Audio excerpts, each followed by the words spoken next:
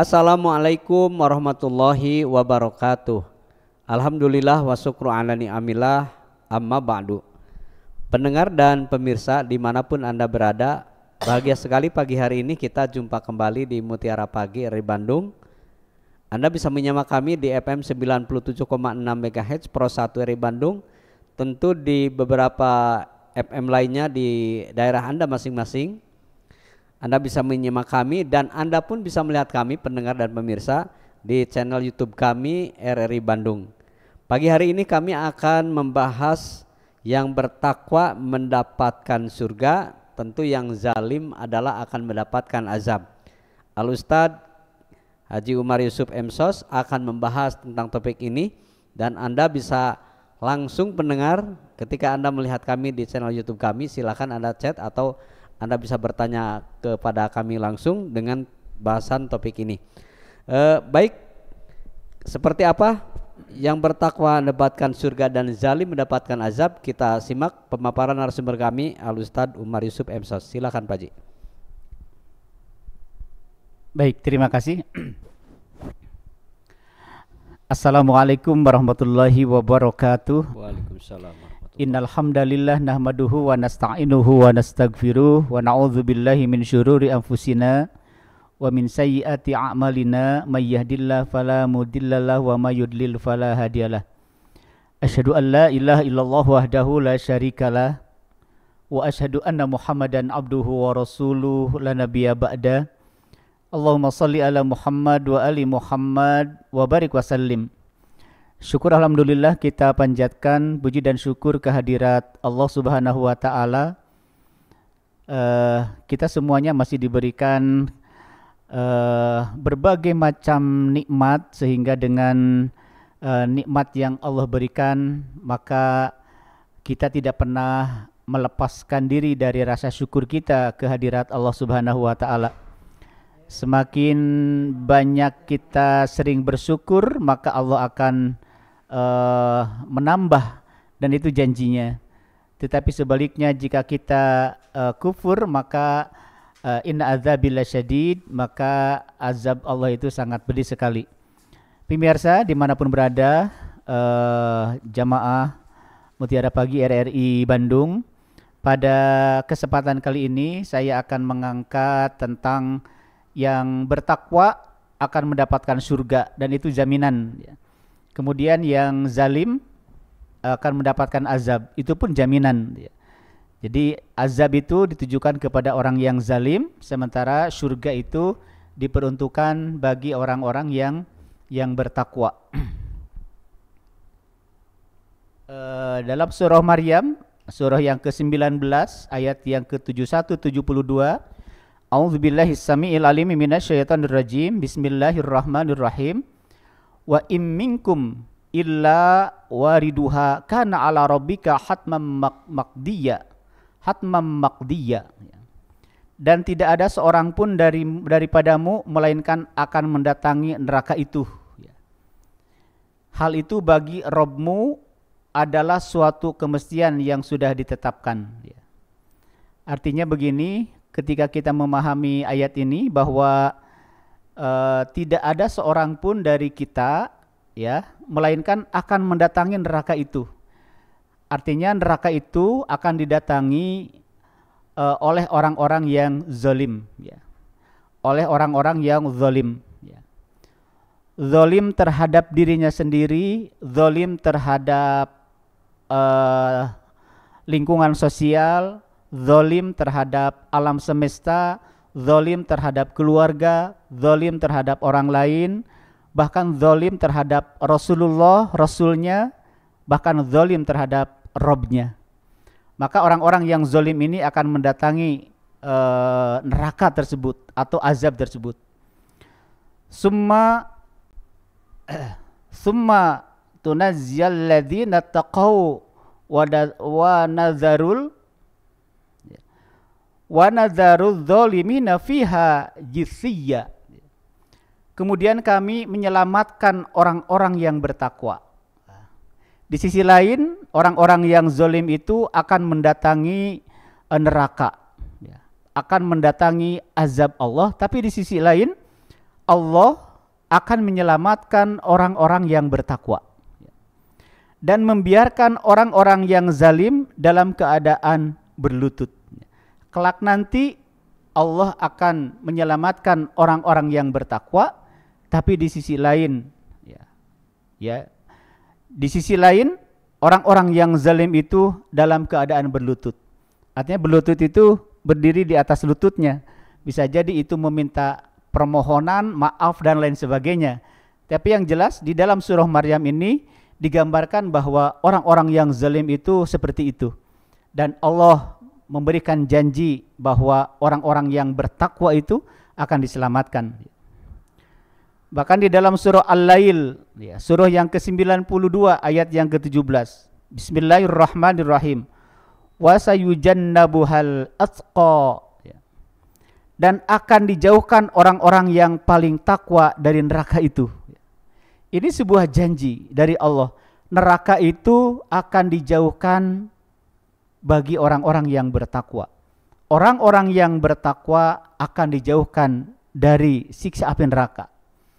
Jadi jangan khawatir selama kita komitmen, konsisten, continue, istiqomah di dalam ketakwaan dengan ujian-ujian yang bertubi-tubi Pak Ustadz ya. Dengan ujian hidup terutama, ada ujian, bisa ujian itu ujian dari keluarga, ujian dari manapun, kemudian dia konsisten dengan ketakwaannya, maka Allah akan memberikan tempat yang sangat mulia. Bahkan di dalam surah Az-Zumar, surah ke-39 ayat 61. Wa yunajjiyallahu alladhina taqaw bimafazatihim la yamassuhumus su'u wala hum yahzanun. Allah menyelamatkan orang-orang yang bertakwa. Ini luar biasa. Allah menyelamatkan orang-orang yang bertakwa. Mereka tidak disentuh oleh azab neraka dan tidak pula mereka berduka cita. Luar biasa. Pemirsa dimanapun berada, orang-orang yang berpegang teguh dengan ketakwaannya. Kenapa setiap hari kita sering mendengar takwa, takwa dan takwa? Karena memang orang-orang yang bertakwa itu akan diselamatkan oleh Allah Subhanahu wa taala. Dan surah yang berhubungan tentang saum itu diakhiri dengan la'allakum tattaqun. Karena memang janji Allah kepada orang-orang yang bertakwa itu akan dijauhkan dari siksa api neraka. Allah menyelamatkan orang-orang yang bertakwa, mereka tidak disentuh oleh azab atau oleh neraka, oleh azab Allah, dan tidak pula mereka berduka cita. Ciri khas orang yang bertakwa itu kelak nanti di sana itu tidak akan pernah berduka cita. Selama di dunianya dia komitmen, dia konsisten dengan ketakwaannya. Lantas bagaimana syarat takwa? Berbicara syarat takwa, maka berbicara syarat takwa itu adalah iman. Makanya ada di mana ada takwa, di situ ada iman, gitu ya. Jadi iman dan takwa itu selalu bergandengan. Di mana ada kalimat atiullaha wa atiur rasul, taat kepada Allah pasti taat kepada Rasul. Di mana ada kalimat sholat, maka di situ ada zakat. Ada laki-laki, ada perempuan dan seterusnya. Maka iman dan takwa ini adalah satu hal yang selalu disandingkan. Ya, atiullaha wa atiur rasul. Kemudian ada ayat-ayat yang lain yang selalu bergandengan, termasuk takwa dan iman. Iman dan takwa. Seperti yang diungkapkan dalam surah Al-Imran ayat yang ke-102. Hai orang-orang yang beriman, bertakwalah dengan sebenar-benarnya takwa. Ya ayyuhalladzina amanu taqullaha haqqa tuqatih. Ujungnya wala tamutunna illa wa antum muslimun. Artinya orang yang benar-benar memegang takwa itu endingnya adalah wafat dalam keadaan husnul khatimah, illa wa antum muslimun. Orang-orang yang berpegang teguh dengan ketakwaannya. Itu bisa kita lihat bagaimana para syuhada di Palestina, mereka illa wa antum muslimun. Karena ketakwaannya, keimanannya yang selama ini ditarbiyah, menjadi sebuah tarbiyah, pendidikan. bagaimana iman itu menghujam ke dalam sudur-sudur mereka, Al-Quran menjadi konsumsi sehari-hari, kemudian kedekatan mereka dengan Allah itu dipertajam, sehingga sampai meriam-meriam yang memporak-porandakan raganya itu tidak menjadi persoalan gitu ya, karena memang iman dan takwa itu sudah mendarah daging. Bahkan dalam sebuah hadis Bukhari gitu ya, iman itu telanjang. Jadi ungkapannya Pak Haji ya, iman itu adalah telanjang, pakaiannya adalah takwa. Dan sebaik-baik pakaian dalam Al-Quran, fa inna khairuz zadi taqwa. Sebaik-baik pakaian adalah pakaian takwa. Bukan pakaian takwa yang sering kita pakai, tetapi takwa yang memang secara ruhaniyah, secara ma'nawiyah, yang takwa ini yang akan dijauhkan dari siksa api neraka. Buahnya adalah ilmu, ya, dan perhiasannya adalah malu. Ya. Maka ada ungkapan al-haya'u minal iman. Ya. Malu itu bagian daripada iman. Oleh karena itu orang-orang yang tidak memperhatikan etika-etika dalam Islam, misalnya berpakaian itu ya serba sensitif, itu tidak mengedepankan nilai-nilai malu. Bahkan dalam ayat yang lain, pakailah pakaianmu yang terindah ketika memasuki masjid. Ayat ini diawali dengan ya bani Adam khudzu zinatakum inda kulli masjid kulu wasrobu wala tusrifu. Artinya pakaian di sini pertama mungkin secara lahiriah, orang yang masuk masjid itu harus menggunakan pakaian yang indah, tidak harus mahal, pokoknya indah gitu ya. Kemudian secara maknawiyah itu harus memakai pakaian takwa, takwa yang ada di dalam kolbu, takwa yang ada di dalam sudur-sudur ya. Pakaian takwa adalah yang paling baik. Ini Al-A'raf ayat yang ke-26.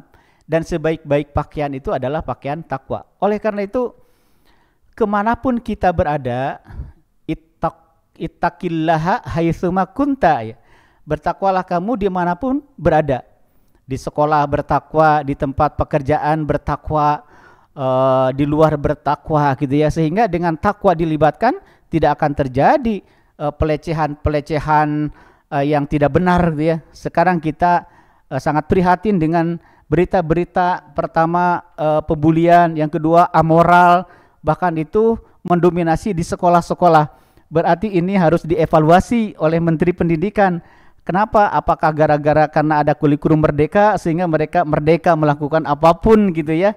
Ini menjadi muhasabah, evaluasi besar-besaran, karena pekan-pekan ini itu isu-isu yang berkembang di media, di televisi, media elektronik adalah masalah-masalah pembulian, masalah pembunuhan, masalah penghukuman. Kemarin pesantren muncul beberapa gitu ya. Saya orang pesantren jadi ngemut juga, hati-hati gitu ya. Nyarikan budak teh harus dengan kasih sayang, kalau perlu dengan uang gitu ya. Dicarikan dikasih jajan gitu ya. Ini persoalan, belum ada masalah pelanggaran sosial, etika, nilai dan lain sebagainya. Bahkan itu statusnya adalah seorang yang pelajar, pendidik. Ini sangat luar biasa berdampak ya, berdampak terutama di dalam masalah pendidikan. Oleh karena itu ini solusinya sebenarnya iman, menguatkan keimanan, kemudian memaksimalkan ketakwaan di dalam kehidupan sehari-hari. Ini menjadi sebuah solusi bagi kita semua. Yang menjadi persoalan mungkin iman dan takwa baru sekedar tataran teori, sementara ketika diaplikasi di dalam kehidupannya itu dilupakan gitu ya, dilupakan sehingga banyak yang terjerumus ke dalamnya. Allah alam bisawab. Baik pendengar dan pemirsa, Anda masih bersama kami di Mutiara Pagi RRI Bandung yang disiarkan melalui Pro 1 RRI Bandung dan channel YouTube kami RRI Bandung di Mutiara Pagi bersama Al-Ustadz Haji Umar Yusuf Emsos dari Pondok Pesantren Al-Quran Babus Salam. Seperti kita telah menyimak pendengar, kita bagaimana keuntungan-keuntungan orang yang bertakwa. Beberapa catatan-catatan yang telah Anda simak, diantaranya tentu Allah akan memberikan jalan keluar dari segala kesulitan. Ini menjadikan jaminan buat kita, dan Allah akan mempermudah segala urusan kita dan mendapatkan kemenangan surga. Subhanallah. Baik pendengar, tentu kita akan menyimak kembali lebih lengkapnya lagi, menambah wawasan dan ilmu agama kita dalam pengamalan ajaran agama Islam. demi bekal ibadah supaya kita termasuk orang yang bertakwa. Silakan Ustaz. Baik, terima kasih Ustaz. Pemirsa dimanapun berada, kita masih membicarakan jadi yang bertakwa itu pasti akan mendapatkan surga. Ini sebuah jaminan. Sementara orang yang zalim itu akan mendapatkan azab. Jadi yang zalim itu akan mendapatkan azab. Tadi disampaikan tentang bahwa satu kesatuan di mana ada takwa, di situ harus ada keimanan gitu ya. Karena ujung-ujungnya bahwa perhiasannya itu adalah malu. Orang-orang yang memiliki takwa, orang-orang yang memiliki iman, kemudian buahnya adalah dia mendapatkan ilmu pengetahuan, kemudian maka dihiasi dengan rasa malu. Oleh karena itu orang-orang yang sudah memiliki ilmu pengetahuan itu seperti padi itu, semakin berisi itu padi, maka dia semakin tawadu, semakin menunduk, padahal dia adalah orang-orang yang pilihan, tentunya pilihan dari Allah Subhanahu wa taala. Kemudian kita berbicara tentang ada 3 tingkatan keimanan. Ini kalau kita berbicara iman. Yang jelas sekali lagi bahwa di mana ada iman di situ ada takwa. Di mana ada takwa di situ ada iman. Orang yang bertakwa pasti akan dijamin masuk ke dalam surga. Nah, 3 tingkatan keimanan. Pertama adalah ada iman awami, yaitu imannya secara awam, artinya pada umumnya gitu ya. Atau iman awami ini sering juga disebut dengan taklidi. Jadi dalam Islam itu ada istilah taklid, ada istilah ittiba gitu ya. Jadi taklid itu lebih kepada kumaharamena gitu ya. Kumaharamena, tetapi di dalam beragama sebenarnya tidak boleh kumaharamena. Tapi biasanya gitu ya, di dalam perpolitikan biasanya kan ada kumaharamena gitu ya, kumaharamena. Tetapi baik itu dalam beragama maupun di dalam siasah itu tidak boleh pakai kumaharamena. Harus dikembalikan kepada kualitas keimanan kita, kecuali iman kita berada di dalam posisi taklid, artinya hanya ikut-ikutan gitu ya. Karena orang taklid itu adalah dalam tingkatan ini hanya taklid tanpa dapat mengemukakan dalil-dalil. Pokoknya dia ikut-ikutan tanpa mengedepankan dalil. Baik itu dalil akli maupun dalil nakli, tidak bisa menganalisa. Pokoknya dia kumaharamena, gimana ikutan. Tapi lumayan ketika seseorang sholat ikut-ikutan, alhamdulillah gitu ya, daripada tidak sama sekali. Tetapi tidak selamanya berada di dalam pemahaman iman awami, atau dalam bahasa lain ahli syariat ya, karena ahli syariat ini berada di area-area iman awami gitu ya, iman awami ini. Kemudian yang kedua adalah imannya mutakallimin. Jadi iman mutakallimin ini adalah yaitu iman dengan dalil-dalil. Dia memiliki dalil, memiliki argumentatif gitu ya. Baik itu dalil akli maupun dalil-dalil ayat Al-Qur'an maupun hadis. Misalnya ketika seseorang sholat, untuk sampai kepada sholat khusyuk ya, sholat khusyuk dia menemukan dalil bahwa sholat khusyuk itu misalnya baru akan sampai kepada tingkatan khusyuk jika dia paham apa yang dibaca. Kemudian dia mencari dalil-dalilnya. Ada tidak dalilnya secara akliyah maupun secara nakliyah. Ketika dia sudah menemukan dalil tersebut, itulah yang akan mengantarkan kepada bahwa dia posisi berada di dalam iman mutakallimin. Artinya dia memahami dalil-dalilnya, ada referensi gitu ya, ada indikasi. Kemudian ketiga iman arifin ya. Ini 3 tingkatan keimanan ya. Untuk mengimbangi kualitas ketakwaan seseorang, maka harus diimbangi dengan 3 tingkatan keimanan ini. Maka yang ketiga ini adalah iman arifin, yaitu iman dengan yakin, bukan sekedar taklid ataupun berdasarkan dalil-dalil, tetapi beriman dengan menyaksikan secara jelas dan langsung hal-hal yang diimaninya, yaitu iman yang didasarkan pada nur iman. Jadi al-iman tasdiqum bil qalbi wa iqrarum bil lisan wa amalun bil arkan. Iman dia memahami, diyakini dengan hati, kemudian diungkapkan dengan lisan, kemudian dipraktekkan dalam perbuatan. Jadi memahami iman dan takwa tidak cukup dalam tataran teori saja, tetapi harus ada amaliyah. Allahu a'lam bishawab. Alhamdulillah, subhanallah pendengar, ternyata ketika berbicara takwa sangat banyak hal yang menarik untuk kita semua. Tentu lebih-lebih untuk diamalkan Ustaz ya. Sebagaimana juga pendengar, Rasulullah SAW bersabda, sesungguhnya seorang hamba benar-benar tersumbat rizkinya disebabkan suatu dosa yang dilakukannya, dan tiada yang dapat menolak takdir selain doa, dan tiada yang dapat menambah usia selain dari kebaikan. Hadis riwayat Ahmad. Juga pendengar, ketika Rasulullah SAW menjelaskan kembali dalam keutamaan dengan menghabiskan seluruh waktunya di jalan Allah, Rasul menyampaikan bahwa barang siapa yang menghabiskan seluruh waktunya untuk Allah, maka Allah akan memberinya kecukupan dari semua biaya dan memberinya rezeki dari arah yang tiada disangka-sangka. Dan barang siapa yang menghabiskan seluruh waktunya untuk dunia, maka Allah menjadikan dunia menguasai dirinya. Hadis riwayat Abi Hakim.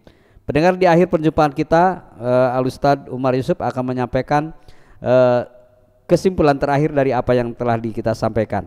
Silakan Ustadz. Baik, terima kasih. Sebagai kesimpulan dari pertemuan ini, bahwa yang harus diyakini bahwa takwa itu adalah orang yang bertakwa dan mengamalkan nilai-nilai takwa, pasti janji Allah itu akan mendapatkan surganya.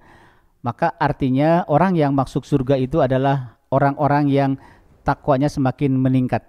Yang kedua, hati-hati dengan zolim. Ya, hati-hati dengan zolim, karena zolim ini akan mengantarkan seseorang kepada azab Allah Subhanahu wa taala. Mudah-mudahan kita semua terhindar dari azab Allah, dan tentunya kita berharap kita termasuk orang-orang yang akan menghuni surganya Allah, karena komitmen istiqomah dengan iman dan takwa kita semua. Demikian.